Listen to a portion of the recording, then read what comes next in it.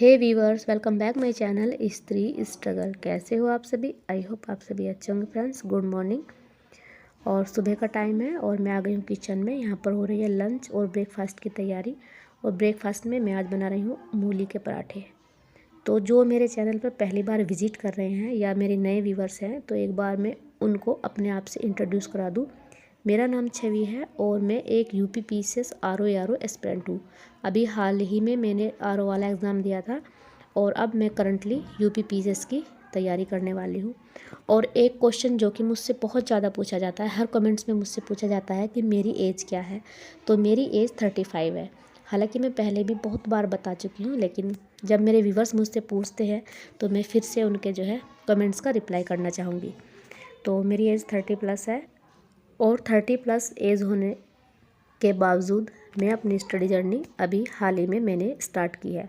और इसीलिए मैं अपनी स्टडी जर्नी यूट्यूब पर आप लोगों के साथ शेयर करती हूँ, ताकि मुझसे मोटिवेट होकर मेरी बहुत सारी हाउसवाइफें, मेरी बहनें ऐसी हैं जो ये समझ लेती हैं 30 के बाद कि बस अब हमारा कैरियर बर्बाद हो चुका है या ख़त्म हो चुका है, अब हम कुछ नहीं कर सकते।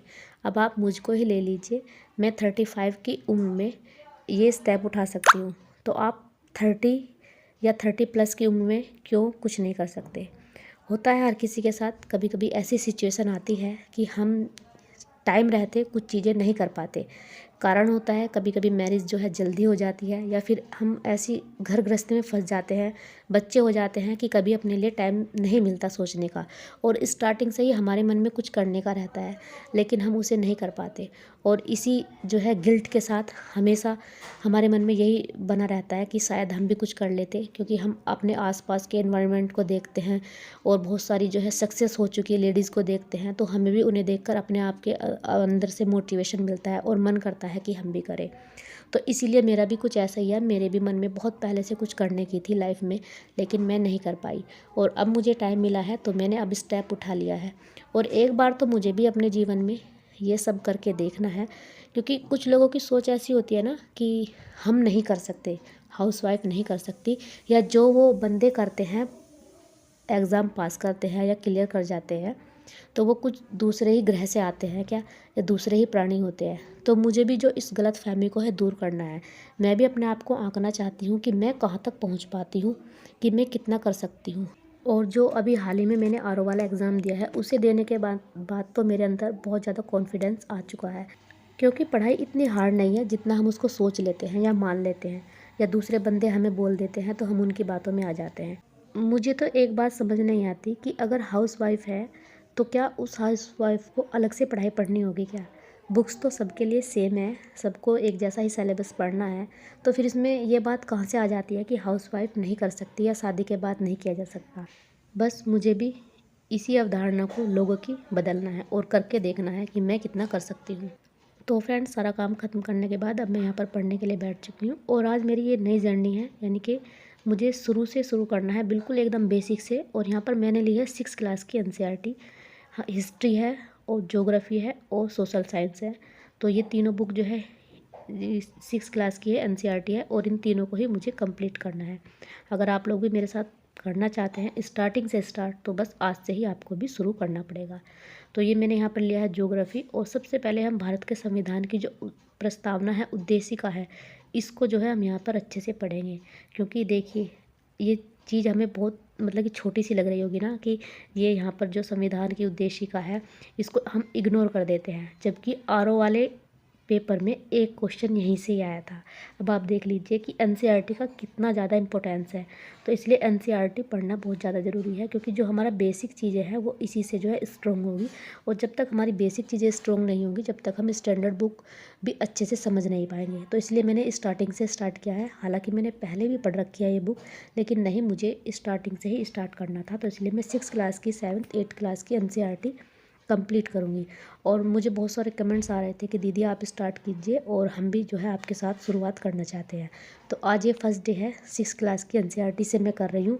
आप लोग भी 6 क्लास की एनसीईआरटी से ही शुरुआत करें, चाहे ज्योग्राफी से करें, चाहे हिस्ट्री से करें, पॉलिटी, सोशल साइंस, कुछ भी सब्जेक्ट ले, लेकिन स्टार्ट करें।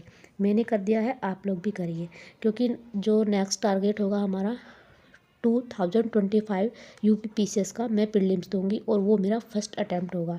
2024 वाला मैंने नहीं दिया था क्योंकि अभी जो है मुझे अपने आप पर इतना ज़्यादा नहीं कॉन्फिडेंस हो रहा था कि मैं उसे अच्छे से कर पाऊँगी, तो इसलिए मैंने उसको ना देना ही बेटर समझा और नेक्स्ट 25 वाले एग्ज़ाम को टारगेट बनाया है। तो अब अच्छे से जो है अपनी प्रिपरेशन करते हैं, शुरू से ही स्टार्ट करते हैं और अपना 100% देते हैं, ताकि कहीं कोई कमी ना रहे और हमें ये गिल्ट महसूस ना हो कि हमने अपना 100% नहीं दिया था। तो इसी पॉजिटिविटी के साथ आज अपने दिन की जो है शुरुआत करते हैं, आप लोग भी करिए। और अपना फर्स्ट स्टडी स्लॉट करने के बाद यहाँ पर फिर मैंने बच्चों को पढ़ने के लिए बैठा दिया था और मैं आप लोगों के साथ अपना डेली का रूटीन ही शेयर किया करूँगी, ताकि आपको भी पता चले कि किस तरीके से पूरे घर को मैनेज करते हुए मैं अपनी स्टडी जर्नी जो है करती हूँ। और आप लोगों के साथ वही शेयर करूँगी क्योंकि आपको पता ही है मेरे पास 2 बच्चे हैं और दोनों को जो है मैं खुद ही पढ़ाती हूँ। अभी तो मैं खुद ही पढ़ा रही हूँ, लेकिन जैसा मुझे लगेगा तो मैं ट्यूशन भी लगवा दूँगी, ऐसी कोई नहीं है। लेकिन जब तक मैं करा रही हूँ तो करा रही हूँ। और यहाँ पर जो है घर के सारे काम भी मुझे ही करने होते हैं। उसके बाद जो है बेटे को मैंने करा दिया था और बेटी पढ़ रही थी, उसके साथ मैं भी पढ़ने के लिए बैठ गई थी। और हालांकि आज जो है मैं मॉर्निंग में भी अपनी स्टडी किया करूँगी, लेकिन कल जो है मेरे हस्बैंड की तबीयत सही नहीं थी, उनको जो है बहुत ज़्यादा पेन हो गया था रात में, तो इसलिए फिर बहुत देर तक हम रात भर जागते रहे, तो सुबह जो है फिर नहीं उठा गया, तो इसलिए मैं जो है मॉर्निंग में अपनी स्टडी नहीं कर पाई। लेकिन आगे से मेरी कोशिश रहेगी कि मैं अपना एक शेड्यूल बनाऊँ और मॉर्निंग में 1 से 1.5 घंटा मैं अपनी डेली स्टडी करूँ और उसके बाद जो है मैं बाकी के काम करूँ। क्योंकि वही बात है, जब मॉर्निंग में हम स्टडी करते हैं तो हमारे अंदर का जो कॉन्फिडेंस है ना वो डबल हो जाता है, हमें फिर काम करने में भी इंटरेस्ट आता है और हमारे मन में ये रहता है कि चलो हमने 1 से 1.5 घंटा पढ़ लिया, अब जिस टाइम भी हमें टाइम मिलेगा हम दोबारा से हमारा सेकंड स्टडी स्लॉट होगा। लेकिन जब हम मॉर्निंग में नहीं पढ़ते तो बस फिर मन में यही बात रहती है कि काम करना है, काम करने के बाद कब ख़त्म होगा, उसके बाद हम पढ़ने के लिए बैठेंगे।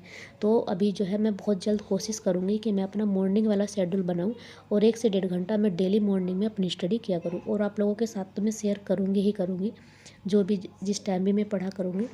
तो यहाँ पर हो गया था फिर शाम का टाइम, शाम की संध्या आरती का, तो यहाँ पर मैं फिर पूजा कर ले रही हूँ। क्योंकि देखिए आप लोगों को तो पता ही है, आप मेरे पुराने व्यूवर्स हैं, कि पूरे घर की रिस्पॉन्सिबिलिटी जो है मेरी है। हालांकि मेरे हस्बैंड बहुत सारी हेल्प करा देते हैं, मैं ऐसा नहीं कहूँगी, लेकिन जो काम मेरे हैं वो तो मुझे ही करने पड़ेंगे, वो तो नहीं कर सकते ना। तो इसलिए घर को देखते हुए ही मैं अपनी स्टडी को स्टार्ट किया है, क्योंकि मुझे इन चीज़ों का पहले से ही पता है कि मुझे कितना काम करना है, लेकिन फिर भी मैंने किया है। और देखिए हर हाउसवाइफ का अपने बारे में इतनी बिजी लाइफ में सोचना और स्टेप लेना एक बहुत बड़ी बात है। और ऐसा एक मेरे व्यूवर्स ने मुझे कमेंट्स भी लिखा था कि इतनी बिजी लाइफ में आपने अपने लिए टाइम निकाला, आपको सैल्यूट है। और उनका मैं थैंक्स कहना चाहूँगी, मुझे नाम तो याद नहीं आ रहा कि मेरे व्यूवर्स कौन थे, लेकिन उन्होंने मेरे बारे में, हमारे बारे में इतनी बड़ी बात कही, तो उनका बहुत तहे दिल से धन्यवाद। तो बस फिर हो गया था शाम के खाने का टाइम और मैं शाम को बना रही हूँ मूली की भुजी। और इसी के साथ जो है मैं आज का वीडियो व्लॉग एंड भी करूँगी और आपसे फिर मिलूँगी नेक्स्ट व्लॉग में। तब तक के लिए bye bye and take care.